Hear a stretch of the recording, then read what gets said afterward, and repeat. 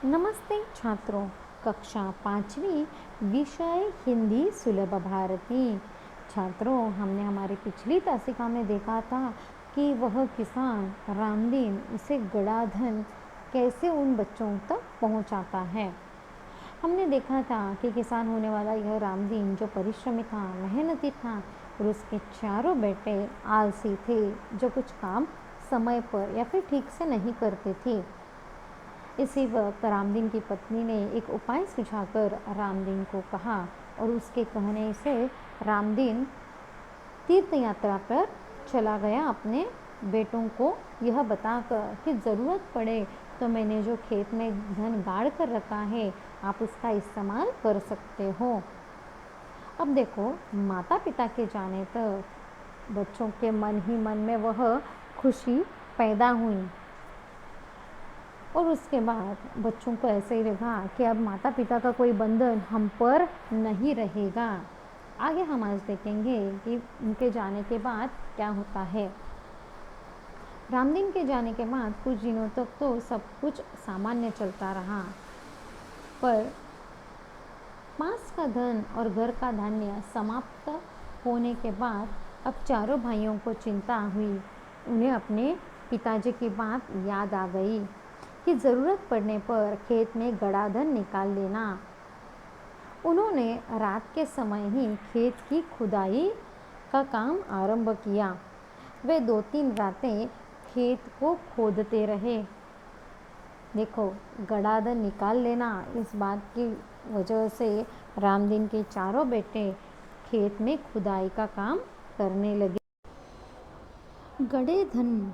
गड़े हुए धन को निकालने के लिए वह खुदाई करने लगे। रात भर के परिश्रम से वे बहुत थक गए थे। जब सुबह बहुत निराश और हताश होकर वे चारों अपने घर लौट रहे थे, तभी रामदीन के परम मित्र हरिनाथ ने पूछा, तुम सब थके हुए क्यों हो?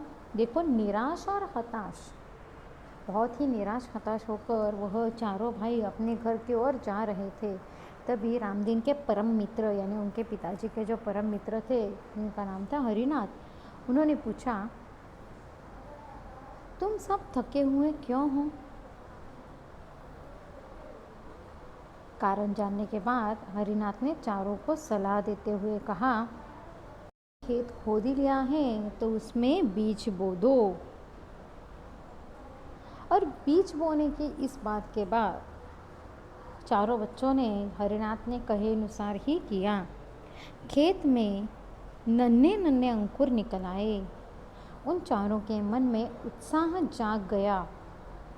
वे निराई गुड़ाई करने लगे। फसल बहुत अच्छी हुई। निराई गुड़ाई करने के बाद फसल बहुत अच्छी हुई। हरिनाथ काका को धन्यवाद देकर वे फसल को बाजार में बेचने के लिए जाने की तैयारी में जुट गए। उसी समय तीर्थ यात्रा से रामदीन और उसकी पत्नी लौट आई।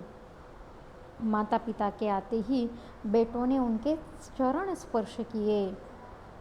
गाड़ी में लदे अनाज के बोरे देखकर रामदीन ने कहा, अब तुम्हें खेत में गड़े धन का राज समझ में आ गया होगा। चरण स्पर्श की गाड़ी में लदे वह अनाज के बोरे देखकर रामदीन ने कहा, चारों ने सिर हिलाकर स्वीकार किया, हाँ पिताजी, अब हमें यह समझ में आ गया कि जीवन में परिश्रम के बिना कुछ भी संभव नहीं है। परिश्रम से ही धन कमाया जा सकता है। यह राज की बात, गड़े हुए धन की राज की बात इस कहानी से रामदीन ने अपने बेटों को समझाई।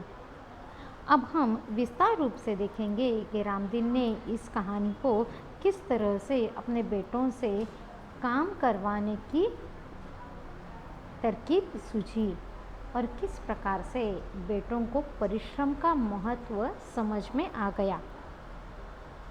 देखो, पहले भाग में हमने देखा कि रामदीन जो बहुत ही परिश्रमी एक किसान था, उसके 4 बेटे थे कि जो आलसी थे और इन्हें सबक सिखाने के लिए रामदीन और उसकी पत्नी तीर्थ यात्रा के वजह से घर से बाहर निकल आए। माता पिता के जाने के बाद कुछ दिनों तक तो सब कुछ सामान्य चलता रहा, पर पास का धन और घर का धान्य समाप्त होने लगा। बच्चे यहाँ वहाँ ढूंढने लगे चारों बैठे, कहीं धन है क्या, धान्य है क्या। पैसों के साथ साथ धान्य भी समाप्त होने लगा।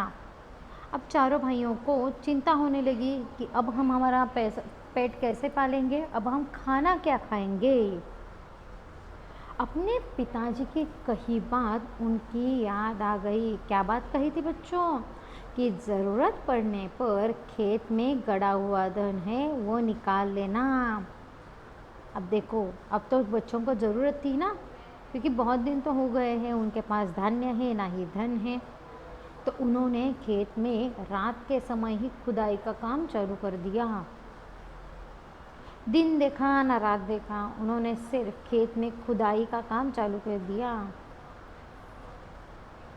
वह 2-3 रातें खेत में खुदाई ही करते रहे। पूरे खेत की उन्होंने खुदाई की, पर कहीं भी उन्हें गड़ा हुआ धन मिला क्या रे? नहीं मिला। अब वह पूरी तरह से निराश और हताश हो गए। रात भर के परिश्रम से वह चारों बहुत थक गए थे। 2-3 रातें निरंतर रूप से वह अपना काम कर रहे थे खुदाई का। जब सुबह बहुत निराश और हताश होकर वह चारों अपने घर लौट रहे थे, वो खुश थे क्या रे बच्चों? नहीं, क्योंकि उन्हें खेत में कहीं भी गड़ा धन नहीं मिला। तब आते समय रामदीन के परम मित्र हरिनाथ ने पूछा। रामदीन जो थे किसान, उनके परम मित्र यानी सच्चे मित्र, नज़दीकी मित्र, दोस्त थे, जिनका नाम था हरिनाथ। उन्होंने क्या पूछा? तुम सब थके हुए क्यों हो? हरिनाथ काका ने उन चारों बच्चों को पूछा कि आप सब थके हुए क्यों दिख रहे हो। कारण जानने के बाद हरिनाथ ने चारों को एक सलाह देते हुए कहा। सलाह यानी सुझाव, एक उपाय देते हुए कहा कि अब तुम लोगों ने खेत तो खोद ही लिया है, अब उसमें बीज बो दो।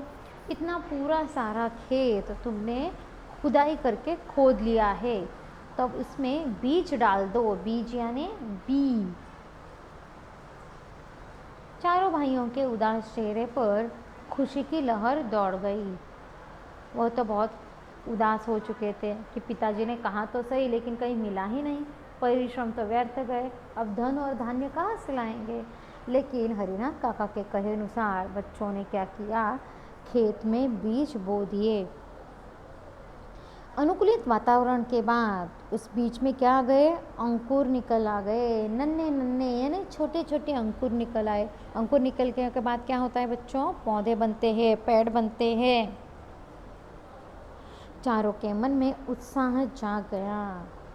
अच्छा लगा था ना उन भाइयों को कि कुछ परिश्रम तो हमने किए, हमें धन नहीं मिला, लेकिन यह खेत तो हरा भरा दिख रहा है, फसल आई कि नहीं। वह निराई गुड़ाई करने लगे। निराई गुड़ाई करना इसका मतलब खेत की फसल की मशागत करना, खेत में आने वाली फसल की अच्छी तरह से निगरानी करना।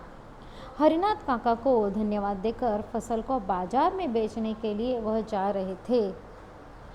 हरिनाथ काका को क्यों धन्यवाद किया उन्होंने? क्योंकि उन्होंने क्या सलाह दी कि खेत खोद लिया है तो उसमें क्या करो, आप सब बीज बो दो। उसी समय तीर्थ यात्रा से रामदीन और उसकी पत्नी लौट आई। जब यह बच्चे खेत के इतने सारे ढेरों के ढेर अनाज के बाजार में बेचने जा रहे थे, तभी रामदीन और उसकी पत्नी आई, जो कहाँ गए थे? तीर्थ यात्रा पर। माता पिता के आते ही बेटों ने उनके चरण स्पर्श किए।